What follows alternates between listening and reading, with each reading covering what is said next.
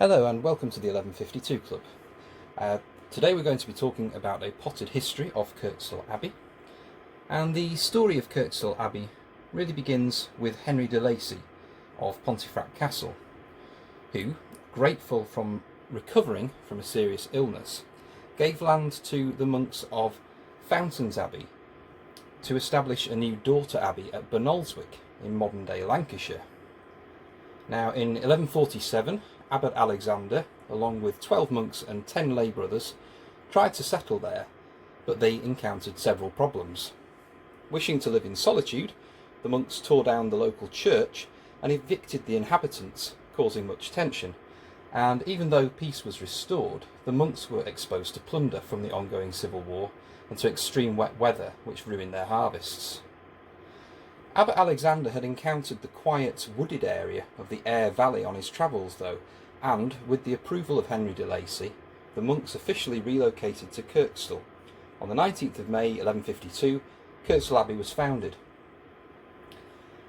It took until the end of Alexander's abbacy in 1182 to complete most of the buildings, using rich local resources such as millstone grit from nearby Bramley Fall.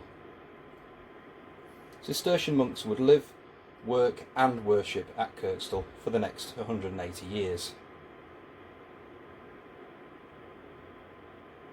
The church was one of the first buildings to start being constructed, and it was completed around 1170. Like all Cistercian Abbey churches, this church was dedicated to the Virgin Mary. The choir monks kept up the daily round of services in the church, which started at 1 a.m. and finished at about 7 p.m. depending on the time of year. There were two distinct types of monk who lived at Kirkstall Abbey.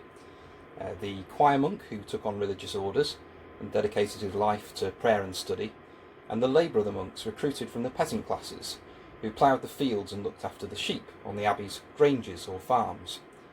They ate and slept in separate dormitories and refectories.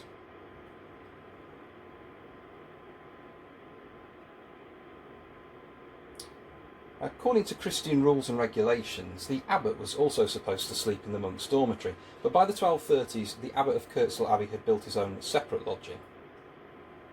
The monks lived a life of silence and prayer. As well as being holy men, they were also scholars. The abbey had a library which once contained volumes on a wide range of subjects, such as travel writing and history, as well as theology. The monks would gather in the chapter house to listen to a chapter of the Rule of St. Benedict being read aloud. It was here that important decisions were taken, such as the election of a new abbot. Sins were confessed here too, and punishments given out, ranging from fasting and beating to expulsion from the community, depending on the severity of the sin. Monastic duties also extended into the wider community. All Cistercian houses had at least one infirmary on site, and it was seen as their duty to care for the sick, and Kirkstall Abbey was no different.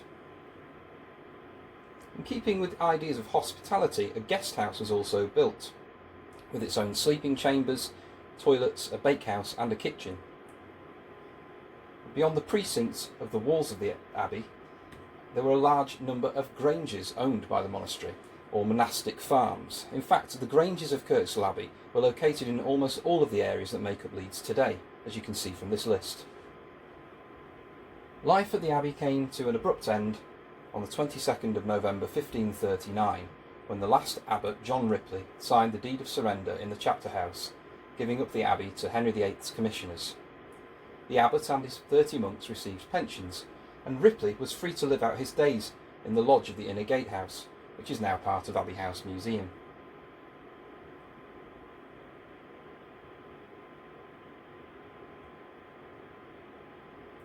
For centuries after the Dissolution, the abbey suffered neglect. The main road to Leeds ran through the church until the 1820s.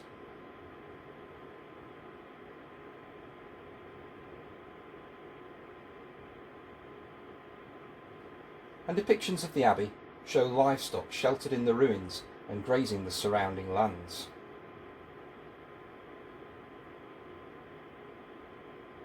Stone from the abbey infirmary was used for repairing Leeds Bridge in the 16th century, and in 1779 the church tower partially collapsed.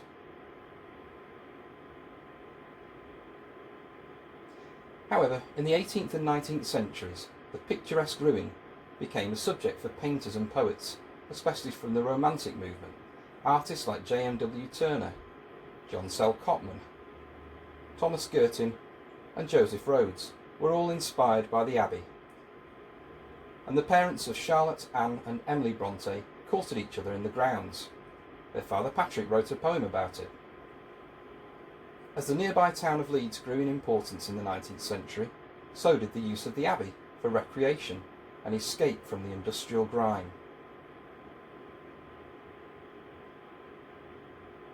In the 1860s, annual regattas were hosted in the Abbey grounds. With the age of photography, meanwhile, the Abbey became a popular subject for the camera lens.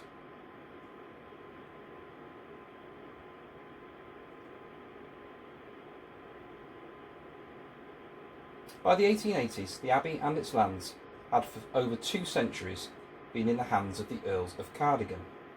However, in December 1888, the Abbey was auctioned for sale by trustees of the Earls of Cardigan.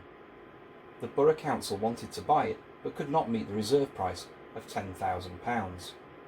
Local businessman Colonel John Thomas North was visited by friends who persuaded him to buy the ruins for the city of Leeds, and at a special ceremony at the Victoria Hall on the 25th of January 1889, he presented the ruins to Leeds. After major restorations, the Abbey reopened to the public in 1895, as Kirkstall continued to grow as a suburb.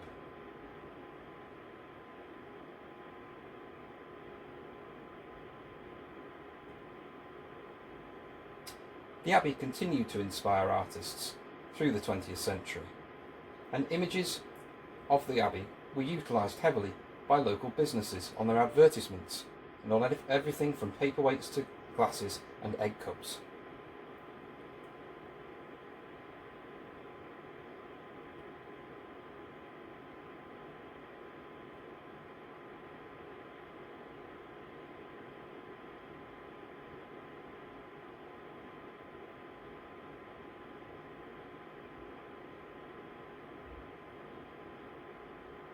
In 1926, a large service was held in the Abbey to mark the tercentenary celebrations for Leeds, and there were also miracle plays staged in the ruins in the same decade.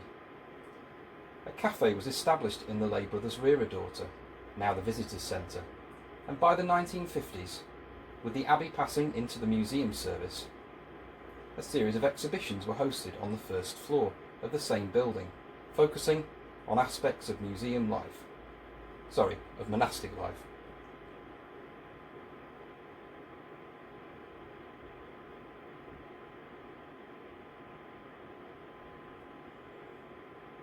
In 1957, a geological garden was opened in the Abbey grounds, and this proved to be popular with visitors. The first official archaeological excavations at Kirkstall Abbey were carried out between 1950 and 1964, concentrating at first on the refectory, kitchens, infirmary and a section of the cloister.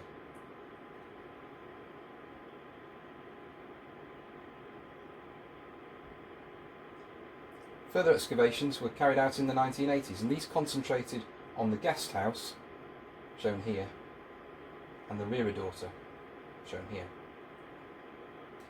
They unearthed a fascinating array of medieval items, many of which are now on display to the public.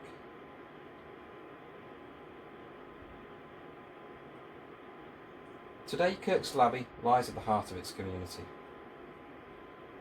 For 40 years it has hosted the annual Kirkstall Festival in July, and it has hosted everything from classical performances to pop concerts, to outdoor film screenings and to deli markets, as well as seeing some filming, notably from the BBC, among others. It is nearly 870 years since its foundation, and it remains free to access for the people of Leeds and further afield. Thank you for listening.